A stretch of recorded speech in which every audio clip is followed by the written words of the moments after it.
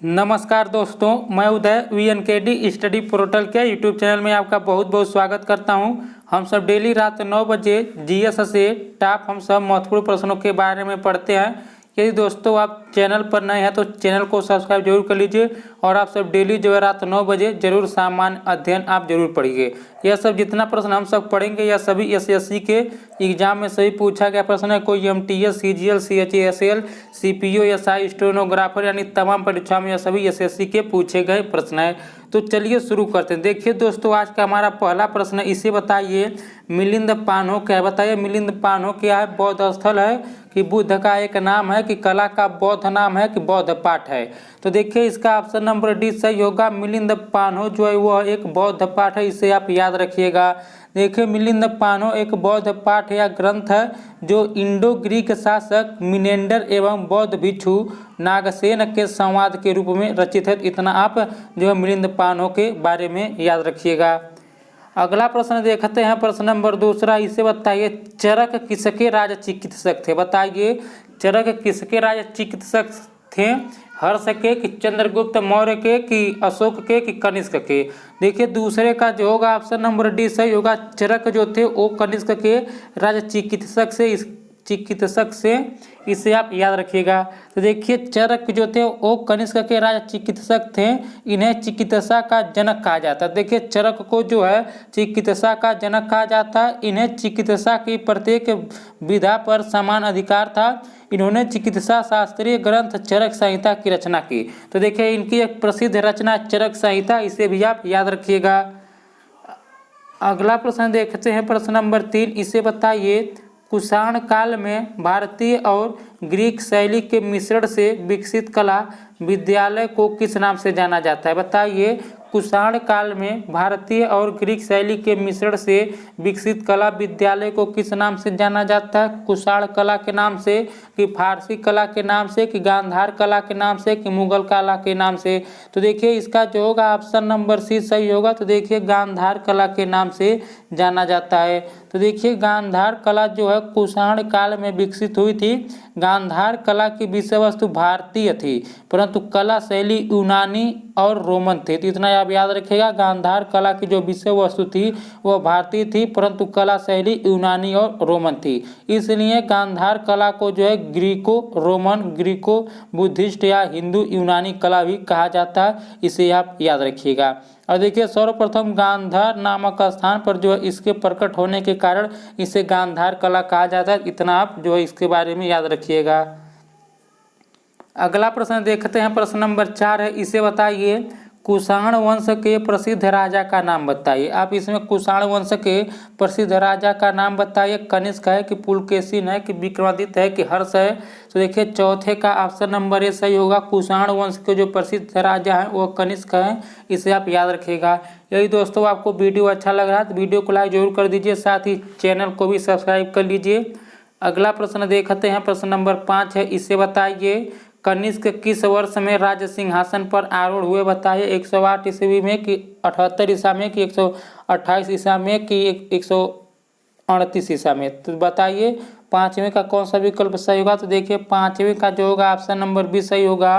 कनिष्क जो है 78 ईसा में राज सिंहासन पर आरूढ़ हुए, इसे आप याद रखिएगा।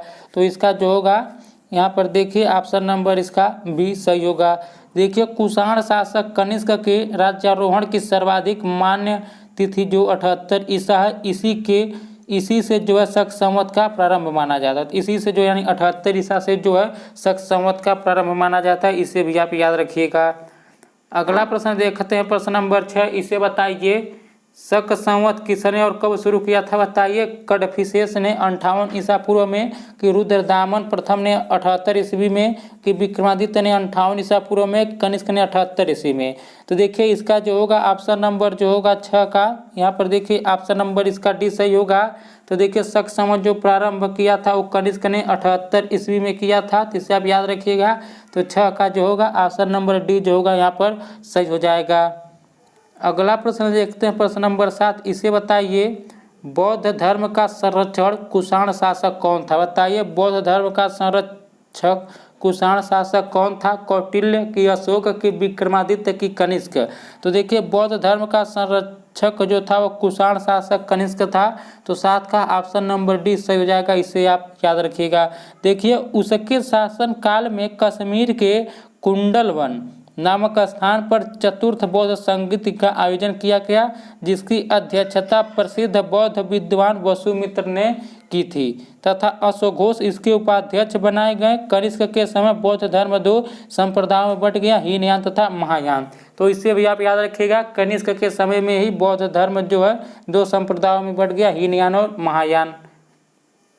अगला देखते हैं प्रश्न नंबर 8 है, इसे बताइए कला की गांधार शैली किसके शासनकाल में पनपी थी। बताइए कला की गांधार शैली किसके शासनकाल में पनपी थी। बताइए हर्ष के, कि अशोक के, कि कनिष्क के, कि चंद्रगुप्त द्वितीय के। तो देखिए 8 का जो होगा इसका ऑप्शन नंबर सी सही होगा।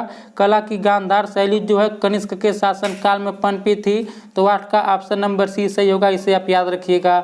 अगला प्रश्न देखते हैं, इसे बताइए प्रश्न नंबर 9। बताइए भारतीय और यूनानी कला के अभिलक्षणों को समन्वित करने वाली कला शैली का क्या नाम है। बताइए शिखर है, कि वर्ण है, कि नगन है, कि गांधार है। तो देखिए 9 का जो होगा यहाँ पर इसका ऑप्शन नंबर जो होगा 9 का डी सही होगा। तो देखिए गांधार है, तो भारतीय और यूनानी कला के अभिलक्षणों को समन्वित करने वाली कला शैली का नाम जो है गांधार शैली, इसे आप याद रखिएगा। अगला प्रश्न देखते हैं प्रश्न नंबर 10, इसे बताइए कनिष्क के शासनकाल में रहने वाले साहित्यकार थे। बताइए कनिष्क के शासनकाल में रहने वाले साहित्यकार कौन कौन थे। नागार्जुन और अश्वघोष थे, कि वसुमित्र और अश्वघोष थे, कि चरक और सुश्रुत थे, कि अश्वघोष और कालिदास थे। तो देखिए 10 का जो होगा यहाँ पर ऑप्शन नंबर ए सही होगा। कनिष्क के शासनकाल में रहने वाले नागार्जुन और अश्वघोष 2 जो थे प्रमुख साहित्यकार थे, तो इसका ऑप्शन नंबर ए जो होगा यहाँ पर सही होगा, इसे आप याद रखिएगा। अगला प्रश्न देखते हैं प्रश्न नंबर 11 है, इसे बताइए प्राचीन काल में निम्नलिखित में से कौन कलिंग का एक महान शासक था। बताइए प्राचीन काल में निम्नलिखित में से कौन कलिंग का एक महान शासक था। अजातशत्रु, की बिंदुसार, की खारवेल, की मयूर शर्मन। तो देखिए 11 का जो होगा ऑप्शन नंबर सी सही होगा। प्राचीन काल में जो कलिंग का एक महान शासक था वो खारवेल था, इसे आप याद रखिएगा। अगला प्रश्न देखते हैं प्रश्न नंबर 12 है, इसे बताइए राजा खारवेल किस चेदी वंश के महानतम शासक थे। बताइए राजा खारवेल किस चेदी वंश के महानतम शासक थे। चोल मंडलम के, कि कलिंग के, कि कन्नौज के, कि पुरुषपुर के। तो देखिए राजा खारवेल जो थे वो कलिंग चेदी वंश के महानतम शासक थे। तो 12 का ऑप्शन नंबर बी सही होगा, इसे आप याद रखिएगा। अगला प्रश्न देखते हैं प्रश्न नंबर 13, इसे बताइए सातवाहन का सबसे बड़ा शासक कौन था। सातकर्णी द्वितीय था, कि गौतमीपुत्र सातकर्णी था, कि सिमुक था, कि हाल था। तो देखिए इसका ऑप्शन नंबर बी सही होगा। गौतमीपुत्र जो सातकर्णी था यह सातवाहन का सबसे बड़ा शासक था। तो 13 का ऑप्शन नंबर बी सही होगा, इसे आप याद रखिएगा। अगला प्रश्न देखते हैं प्रश्न नंबर 14 है। यदि दोस्तों आप इस जो है वीडियो का PDF फाइल प्राप्त करना चाहते हैं तो आपको डिस्क्रिप्शन बॉक्स में मिल जाएगा, वहां से आप डाउनलोड कर लीजिएगा। अगला प्रश्न देखते हैं प्रश्न नंबर 14, इसे बताइए निम्नलिखित में से विद्या की सबसे पुरानी पीठ कौन सी है। बताइए निम्नलिखित में से विद्या की सबसे पुरानी पीठ कौन सी है। आप बताइए तक्षशिला है, कि नालंदा है, कि उज्जैन है, कि विक्रमशिला है। तो देखिए इसका ऑप्शन नंबर ए सही होगा। विद्या की सबसे पुरानी पीठ जो है तक्षशिला है, इसे आप याद रखिएगा। अगला प्रश्न देखते हैं प्रश्न नंबर 15, इसे बताइए पहला ज्ञात गुप्त शासक कौन था। बताइए पहला ज्ञात गुप्त शासक कौन था। श्रीगुप्त था, कि चंद्रगुप्त प्रथम था, कि घटोत्कच था, कि कुमारगुप्त प्रथम। तो देखिए इसका जो होगा ऑप्शन नंबर जो होगा ये सही होगा। पहला गुप्त शासक जो था वो श्रीगुप्त था। तो 15 का ऑप्शन नंबर ए सही होगा। यदि दोस्तों आपको यह वीडियो अच्छा लग रहा है तो वीडियो को लाइक शेयर तथा चैनल को सब्सक्राइब जरूर कर लीजिए। देखिए श्रीगुप्त पहला ज्ञात गुप्त शासक था। चंद्रगुप्त प्रथम गुप्त वंश का वास्तविक संस्थापक था, जिसकी राजधानी पाटलिपुत्र थी। तो इसे भी जान लीजिए। अगला प्रश्न देखते हैं प्रश्न नंबर 16, इसे बताइए मेहरौली में जंग रहित लौह स्तंभ किसने स्थापित किया। बताइए गुप्त, की सातवाहन, की मौर्य, की कुषाण। तो देखिए इसका ऑप्शन नंबर ए सही होगा। महरौली का लौह स्तंभ गुप्त शासक चंद्रगुप्त द्वितीय ने बनवाया। तो देखिए इसका जो होगा यहाँ पर ऑप्शन नंबर इसका ए सही होगा। देखिए 16 का जो होगा ऑप्शन नंबर इसका ये जो है सही हो जाएगा। देखिए दक्षिण दिल्ली में मेहरौली स्थित लव स्तंभ में चंद्र नामक शासक की विजयों का उल्लेख है। यह स्तंभ गुप्तकालीन धातु विज्ञान यानी मेटालर्जरी के समुन्नतम होने का ज्वलंत प्रमाण है, तो इसे भी आप याद रखिएगा। तो देखिए इसका जो होगा ऑप्शन नंबर इसका ये सही हो जाएगा। अगला देखते हैं प्रश्न नंबर 17, इसे बताइए। देखिए दोस्तों हम सब जितना प्रश्न कवर कर रहे हैं यह सभी एसएससी के एग्जाम में पूछे गए प्रश्न। यदि आप किसी भी एग्जाम की तैयारी करते हैं सभी जो प्रश्न है आपके लिए बहुत ही इंपॉर्टेंट है। और हम सब डेली देखिए रात 9 बजे जीएस से हम सब टॉप जो है 30 महत्वपूर्ण प्रश्नों को करते हैं, इसलिए आप चैनल को सब्सक्राइब जरूर करें। अगला प्रश्न देखते हैं, गुप्त राजा जिसने विक्रमादित्य की पदवी ग्रहण की थी वह था, बताइए वह गुप्त राजा कौन था जिसने विक्रमादित्य की पदवी ग्रहण की थी, बताइए वह कौन था।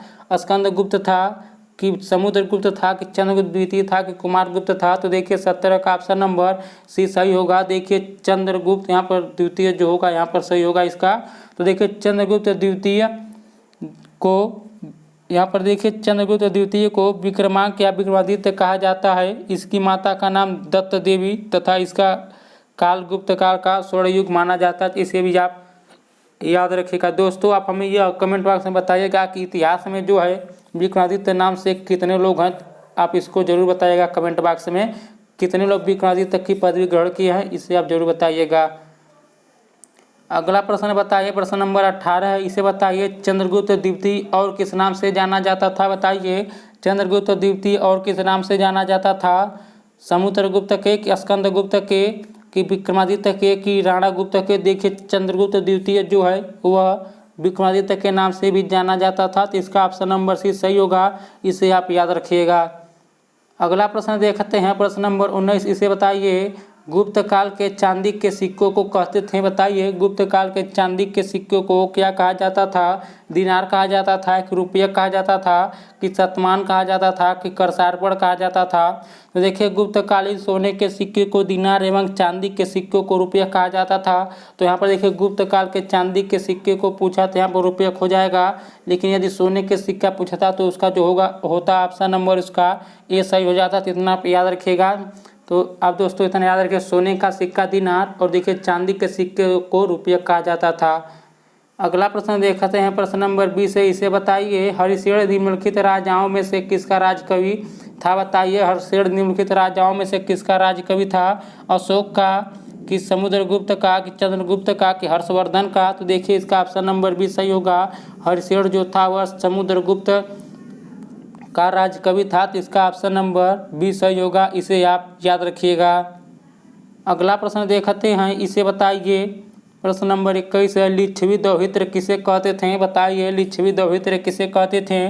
चंद्रगुप्त प्रथम को कि स्कंदगुप्त को कि कुमारगुप्त को कि समुद्रगुप्त को। तो देखिए इसका ऑप्शन नंबर डी सही होगा। समुद्रगुप्त को जो है लिच्छवी दौहित्र कहा जाता था, इसे आप याद रखिएगा। देखिए समुद्रगुप्त के प्रयाग अभिलेख में उसे लिच्छवी दौहित्र लिच्छवी कन्या से उत्पन्न उसी को लिच्छवी दौहित्र कहा जाता है, बताया गया है। समुद्रगुप्त की माता का नाम कुमार देवी था, इसे भी आप याद रखिएगा कि समुद्रगुप्त के माता का नाम कुमार देवी था। अगला प्रश्न देखते हैं प्रश्न नंबर 22 है, इसे बताइए रोमन साम्राज्य के साथ भारत का व्यापार रोम पर किसके द्वारा आक्रमण के साथ समाप्त हो गया, बताइए अरबों द्वारा कि हंगेरियाइयों द्वारा कि हुड़ों द्वारा कि तुर्कों द्वारा। तो देखिए इसका ऑप्शन नंबर सी सही होगा। रोमन साम्राज्य के साथ भारत का व्यापार रोम पर जो हुड़ों द्वारा आक्रमण के साथ समाप्त हो गया, तो इसका ऑप्शन नंबर सी सही होगा, इसे आप याद रखिएगा। अगला प्रश्न देखते हैं प्रश्न नंबर 23 है, इसे बताइए निम्न में से किसके सिक्के संगीत के प्रति उनका प्रेम दर्शाते हैं, बताइए मौर्यों के कि नंदों के कि गुप्तों के कि चोलों के। तो देखिए 23 का जो होगा ऑप्शन नंबर सी सही होगा। तो देखिए जो है गुप्तों को यहाँ पर हो जाएगा। तो देखिए गुप्तों को सिक्के जो थे संगीत के प्रति उनका प्रेम दर्शाते हैं, इसे आप याद रखिएगा। यही दोस्तों आप डेली इसी तरह पढ़ना चाहते हैं तो चैनल को सब्सक्राइब जरूर कर लीजिए और वीडियो को लाइक भी कर दीजिए। अगला प्रश्न देखते हैं, प्रश्न नंबर 24। इसे बताइए निम्नलिखित में से किसको अपनी विजयों के कारण भारत का नेपोलियन कहा जाता है। बताइए स्कंदगुप्त को, कि चंद्रगुप्त को, कि ब्रह्मगुप्त को, कि समुद्रगुप्त को। तो देखिए इसको याद रखिएगा, समुद्रगुप्त को जो है भारत का नेपोलियन भी कहा जाता है, जिसका ऑप्शन नंबर डी सही होगा। इसे आप याद रखिएगा। देखिए यह प्रश्न जो है मैट्रिक स्तरीय परीक्षा 2002 में पूछा गया है, SSC स्टेनोग्राफर में पूछा गया है, SSC CPO में पूछा गया। तो इतना यह एक बहुत इंपॉर्टेंट प्रश्न है, इसे आप याद रखिएगा। अगला प्रश्न देखते हैं, प्रश्न नंबर 25। इसे बताइए भारतीय संस्कृत का स्वर्ण युग था। बताइए मौर्यों के काल, कि राजपूतों का काल, कि चोलों का काल, कि गुप्त काल। तो देखिए इसका जो होगा ऑप्शन नंबर जो होगा यहाँ पर जो होगा, देखिए गुप्त काल को ही जो है भारतीय संस्कृत का स्वर्ण युग कहा जाता है। तो इसको आप याद रखिएगा। तो देखिए इसका जो होगा ऑप्शन नंबर डी सही होगा। गुप्त काल यानी भारतीय संस्कृत का स्वर्ण युग था, जो था वह गुप्तों का काल था। तो 25 का ऑप्शन नंबर डी जो होगा सही हो जाएगा। अगला प्रश्न देखते हैं, प्रश्न नंबर 26 है। इसे बताइए गुप्त काल में किस धातु के सर्वाधिक सिक्के जारी किए गए। बताइए गुप्त काल में किस धातु के सर्वाधिक सिक्के जारी किए गए, सोना की, चांदी की, तांबा की, लोहा। तो देखिए इसका ऑप्शन नंबर ए सही होगा। गुप्त काल में सबसे अधिक सोने के सिक्के जारी किए गए, इसलिए इसे स्वर्ण युग कहा जाता है। इसे भी आप याद रखिएगा। अगला प्रश्न देखते हैं, प्रश्न नंबर 27। इसे बताइए प्रसिद्ध गुप्त संवत निम्नलिखित में से किस वर्ष से शुरू किया गया। बताइए प्रसिद्ध गुप्त संवत निम्नलिखित में से किस वर्ष से शुरू किया गया। 319 ईस्वी से, कि 600 ईस्वी से, कि 78 ईस्वी से, कि 57 ईस्वी से। तो देखिए इसका ऑप्शन नंबर ए सही होगा। प्रसिद्ध गुप्त संवत 319 ईस्वी से शुरू किया गया था। यही चंद्रगुप्त प्रथम के राज्यारोहण की तिथि भी है, इसे भी आप याद रखिएगा। तो इसका ऑप्शन नंबर जो होगा ए सही होगा, 319 ईस्वी। अगला प्रश्न देखते हैं, प्रश्न नंबर 28। इसे बताइए मेघदूत का लेखक कौन है। बताइए देखिए दोस्तों यह काफ़ी बार पूछा गया प्रश्न है। मेघदूत का लेखक कौन है। बताइए कबीर, की खुशवंत सिंह, की बाणभट्ट, की कालिदास। तो देखिए मेघदूत के जो यहाँ पर देखिए लेखक हैं वो जो हैं कालिदास हैं। तो देखिए इसका जो होगा ऑप्शन नंबर डी सही होगा। तो देखिए 28 का ऑप्शन नंबर डी सही होगा। मेघदूत का लेखक कालिदास हैं। और देखिए दोस्तों भारत के शेक्सपियर के नाम से प्रसिद्ध कालिदास गुप्तकालीन विभूत हैं। यानी देखिए कालिदास को जो है भारत का शेक्सपियर भी कहा जाता है, इसे भी आप याद रखिएगा। और देखिए इनकी प्रमुख कृतियाँ जो है कालिदास की अभिज्ञान शकुंतलम, ऋतुसंहार, मालविकाग्निमित्रम, कुमार संभव, मेघदूत और रघुवंश है। इतना आप याद रखिएगा। अगला प्रश्न देखते हैं, प्रश्न नंबर 29 है। इसे बताइए निम्नलिखित में से वह व्यक्ति कौन है जो चिकित्सक नहीं है। बताइए सुश्रुत, की चरक, की चारवाक, की धन्वंतरी। तो देखिए इसका जो होगा ऑप्शन नंबर, इसका जो होगा आपका यहाँ पर सी सही होगा। देखिए चारवाक जो था यह चिकित्सक नहीं है, बाकी सुश्रुत, चरक, धन्वंतरी यह सभी चिकित्सक हैं, इसे आप याद रखिएगा। अगला प्रश्न देखते हैं, प्रश्न नंबर 30। देखिए दोस्तों आज का आखिरी प्रश्न है। हम सब डेली जो है टॉप 30 महत्वपूर्ण प्रश्नों को पढ़ते हैं, इसलिए आप चैनल को सब्सक्राइब जरूर कीजिए। अगला प्रश्न है, प्राचीन भारत के विख्यात चिकित्सक धन्वंतरी ने अपना परामर्श किसके दरबार में दिया था। बताइए समुद्रगुप्त के, कि अशोक के, कि चंद्रगुप्त द्वितीय के, कि कनिष्क के। तो देखिए इसका ऑप्शन नंबर जो होगा सी सही होगा। प्राचीन भारत के विख्यात चिकित्सक धन्वंतरी जो है अपना परामर्श जो है चंद्रगुप्त द्वितीय के दरबार में दिया था, इसे आप याद रखिएगा। देखिए दोस्तों धन्वंतरी चंद्रगुप्त द्वितीय या विक्रमादित्य के दरबार में आयुर्वेदाचार्य थे। चंद्रगुप्त द्वितीय के दरबार में रहने वाले कुछ प्रमुख विद्वानों के नाम भी जान लीजिए। देखिए कालिदास, बेताल भट्ट, बरामिहिर, बररुचि, शंकु, घटकरपर आदि जो थे यह चंद्रगुप्त द्वितीय के दरबार में रहते थे, इसे भी आप याद रखिएगा। तो देखिए चंद्रगुप्त द्वितीय के दरबार में कालिदास भी रहते थे, तो आप इसे याद रखिएगा। तो इसका ऑप्शन नंबर सी सही होगा। यदि दोस्तों आपको आज का यह वीडियो अच्छा लगा तो वीडियो को लाइक जरूर कीजिए, चैनल को सब्सक्राइब कीजिए और देखिए वीडियो पर कमेंट कीजिएगा कि आपका कितना प्रश्न सही हुआ है। तो इस वीडियो में इतना ही दोस्तों, हम मिलते हैं कल। नमस्कार।